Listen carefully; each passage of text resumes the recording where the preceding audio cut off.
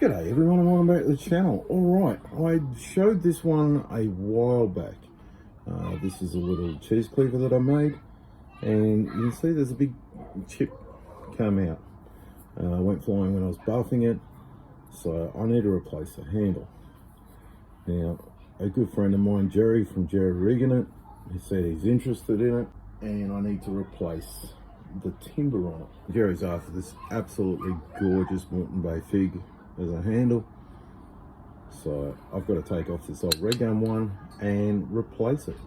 So I figured I'd take you guys along for the journey and show you how much hard work it is to actually pull these handles off. So we're just going to wrap the blade up in some fabric to protect it, and I'm going to use the blacksmith vise because it's made for the pounding. So we're just going to nip it up tight there in the vise, timber down, and the metal protected by that rag. Just using a carpenter's chisel, trying to show it. Alright, need to put the chisel down beside the metal.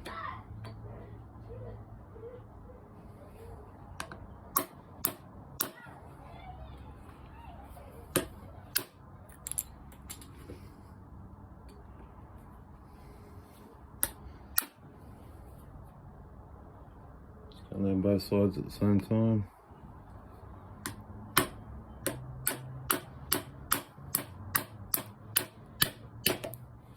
We've actually got to cut through the brass pin.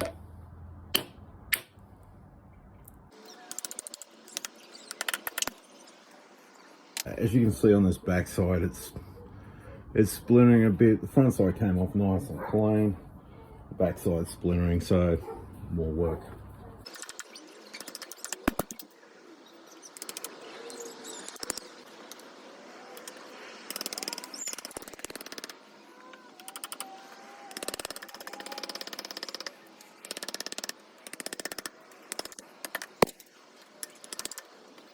It does absolute wonders for your chisel, and that needs to be sharpened before I do anything else with it.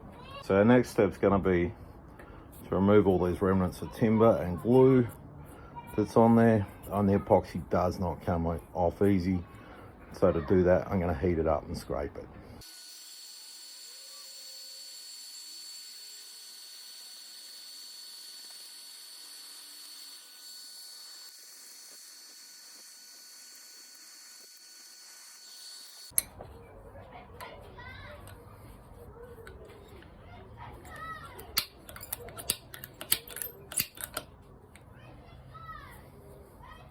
Okay, just using an automated center punch just to knock those little pins out, what's left of them. There we go. Now we'll re-drill the holes.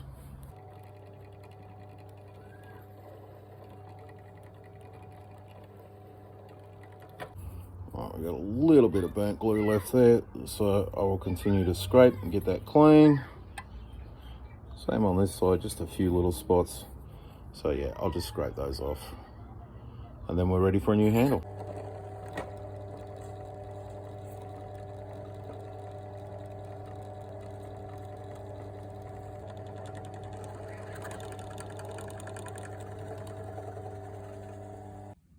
And there we are with the finished product, all rehandled.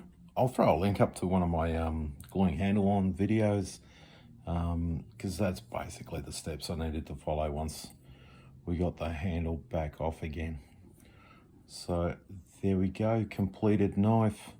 Now I've just got to sharpen it up, or make a sheath first, sharpen it up, and it's ready to head across. All right, thank you very much everyone for watching, and bye for now.